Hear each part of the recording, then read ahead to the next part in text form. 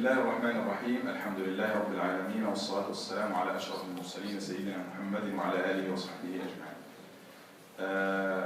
A new habit of the habits of success, عادة جديدة من عادات النجاح, تناولها المؤلف ستيفن كوفي for his book The 7 Habits of the Highly Effective People. We covered 3 so far and tonight with the 4th inshallah. Quick revision of what we discussed so far for the habits of success. If you can count with me, the first habit is to be proactive. The second one, begin with the end in mind, having a goal. The third, first things first, you have to have some priorities.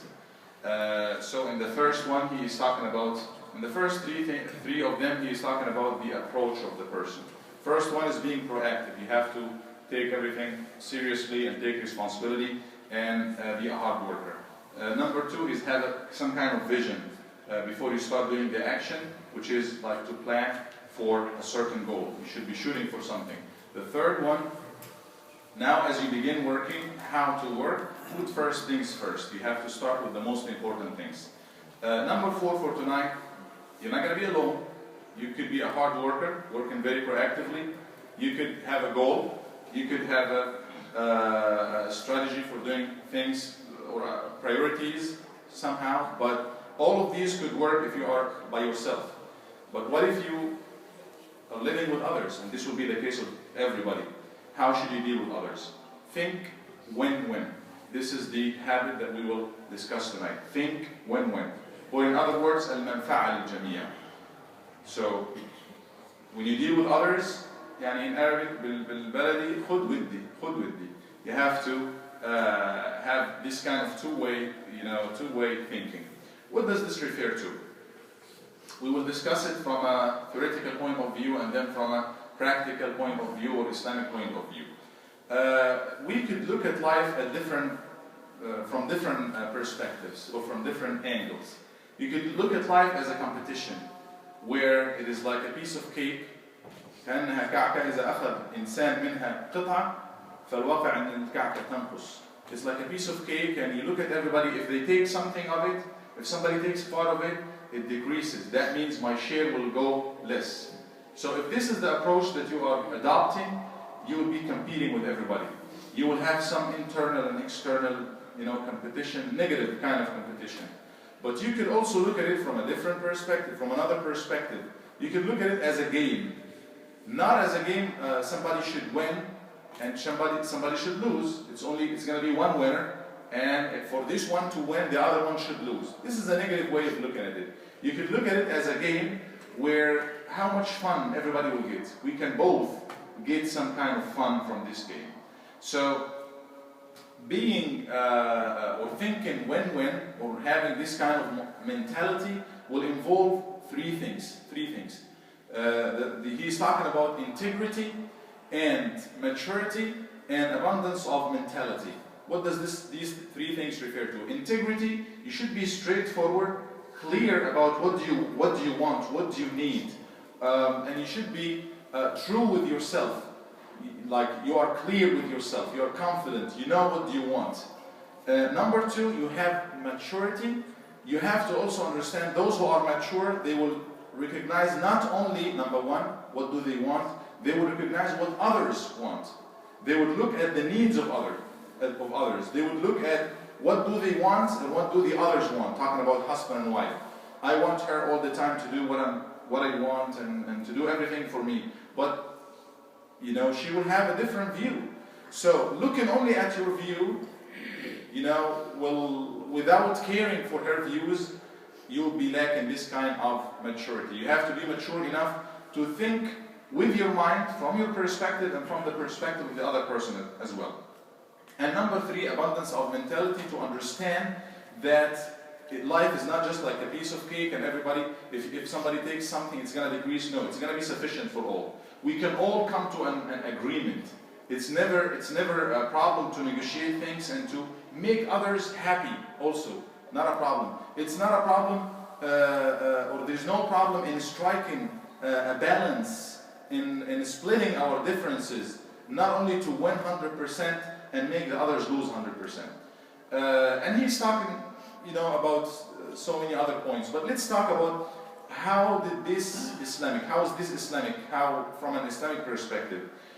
It's mainly referring to, again, when referring to al-manfa'a al-jamia. You are a good negotiator. You can negotiate things. You can communicate with others. And Nabi sallallahu alayhi wa sallam, the Prophet, peace be upon him, alayhi salatu wasalam, you will see him negotiating.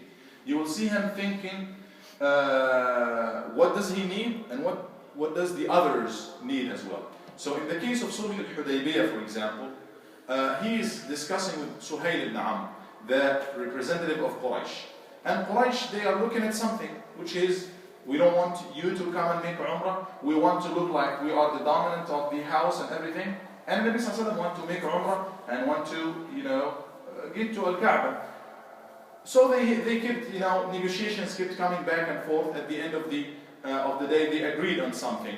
And then he ordered Ali radiallahu anhu أن يكتب to write down the agreement. هذا ما يعني عاهد وصالح عليه محمد رسول الله. This is what Muhammad, the messenger of Allah, agreed on with Quraysh. Suhail, the other representative, said, stop there.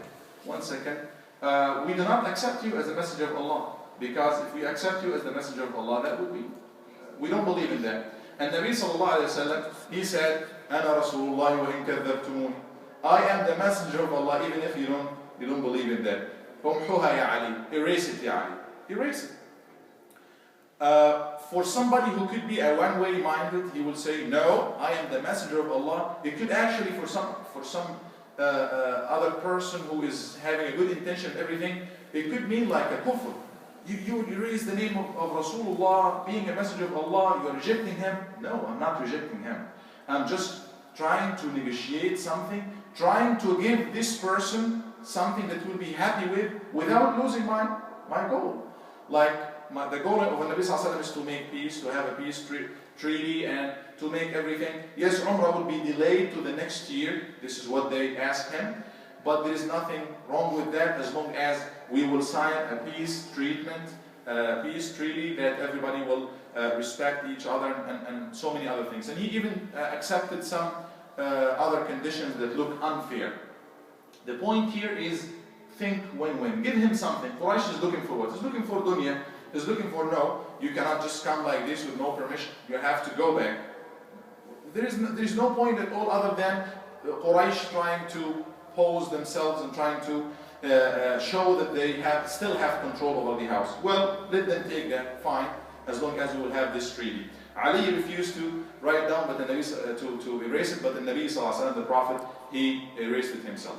Another situation with Suraqa, the important situation, or the famous situation during the Hijrah, when Suraqa, this young person from Quraysh, was chasing the Nabi sallallahu alaihi wasallam, he came to know about him. There was a big prize waiting for whoever catches the Prophet alaihi wasallam, and he came all the way to him.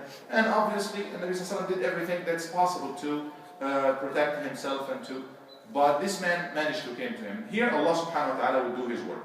Allah subhanahu wa ta'ala is taking care of everything, but He will leave it on us to follow the causes, the right causes that lead to right things. But then if all of these fail, Allah subhanahu wa ta'ala يتدخل تدخل مباشر. Allah will intervene somehow. Allah protected the Nabi sallallahu alaihi wasallam every time Suraqa is trying to come close to the Nabi sallallahu alaihi wasallam. ساقت فرس قدم فرسه.